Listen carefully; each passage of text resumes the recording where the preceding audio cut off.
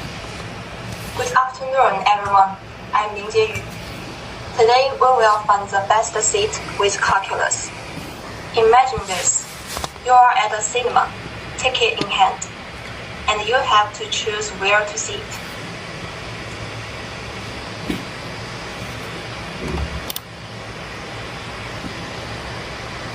Some rush to the front, others prefer the back, and many aim for the middle. But is there a mathematically optimal choice?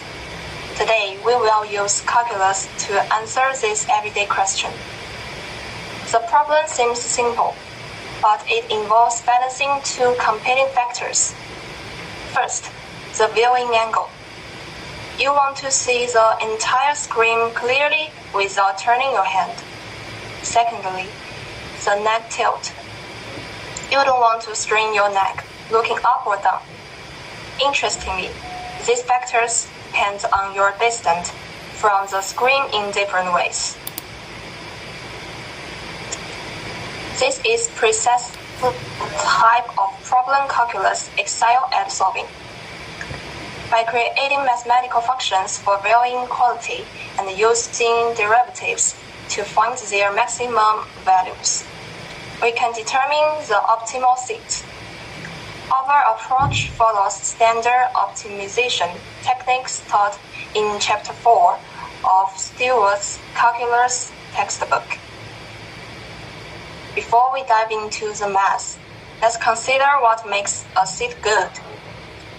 Research from the Human Factors and Ergonomics Society suggests that for comfortable viewing, the screen should fill 30 to 40% of our field of vision, and our neck should be tilted no more than 15 to 30 degrees. These guidelines will be our constraints as we build our model. Now let's build our mathematical model. From the geometry we just saw, we can derive the viewing angle function. Using basic trigonometry, the angle to the top of the screen is arctangent of h plus b over 6, and to the bottom is arctangent of b over 6x. The difference gives us the total viewing angle. This function, theta x, represents how much our visual field the screen occupies at distance x. We want to max this value. According to cinema design standards from Assignment.mp4, for an immersive experience, the screen should subtend between 30 and 40 degrees. Our function will tell us at what distance this occurs. Let's plug in typical values. For a standard cinema with h equals to 8 meters and b equals to 1.2 meters, our function becomes theta x equals to arctangent 9.2 over 6x minus arctangent 1.2 over x. We can graph this function to see how the viewing angle changes with distance. Notice something interesting. When x is very small, the viewing angle is actually large, but this gives extreme neck tilt. When x is very large, the angle approaches 0. There must an optimal middle ground, where the viewing angle is maximized, while keeping neck strain minimal. To find this point that maximizes the viewing angle, we apply calculus. We take the derivative of theta x with respect to x. Using the derivative formula for and tangent u, where u is a function of x. We apply the Chinese rule. The derivative of h tangent k over x is negative k divided by x separate plus k squared.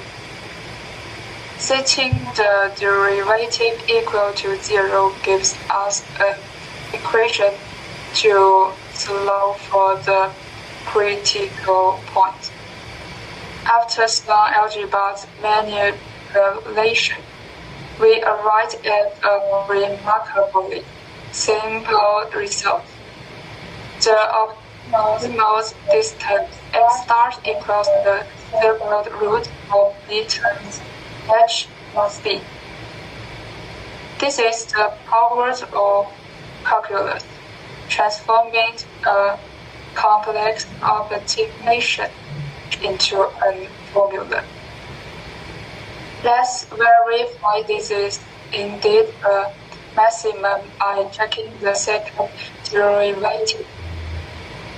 For our technical value, the second derivative as x star is negative. Confirming we have found a maximum. This method follows exactly the optimization process outlined in section 1.7 of Stewart's calculus. Find critical points, then test them. So what does this formula mean particularly? The optimal distance depends on both the screen height and how high it is mounted. Interestingly, it doesn't depend on person kernel space. It is purely geometric. This x star is where the screen occupies the largest possible portions of your visual field.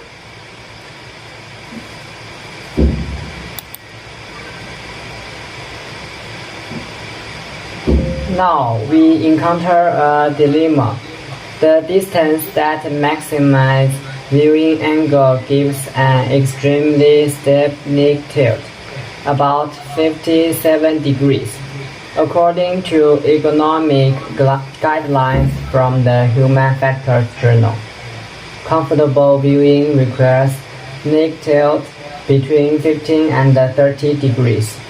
Our mathematically optimal set would give us a sore neck. This is where real-world constraints matter. We need to modify our optimization to include the neck comfort constraint. Instead of simply maximizing theta x, we need to maximize theta x subject to phi x being between 15 and 30 degrees. This is a constraint optimization problem. We can approach this by setting phi x equal to the maximum comfortable angle of 30 degrees. Solving for x gives us a comfort constraint optimal distance. For our example cinema, this is about 9 meters from the screen.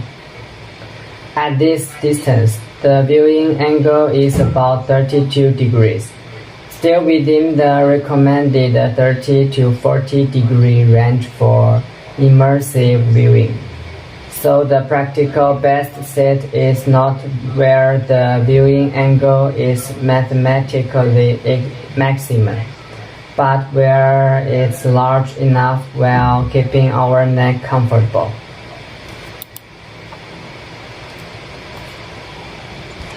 In conclusion, we have shown how calculus can solve a real-world optimization problem. Starting with the geometry of cinema seating, we derived a viewing angle function and found its maximum using derivatives. However, pure mathematical optimization had to be tempered with ergonomic constraints. The final practical solution balances a large viewing angle with comfortable neck posture. This demonstrates the calculus. It provides a systematic way to find optimal solutions. But those solutions must always be validated against real-world constraints. Mathematics guides us, but human factor completes the picture. Thank you very much.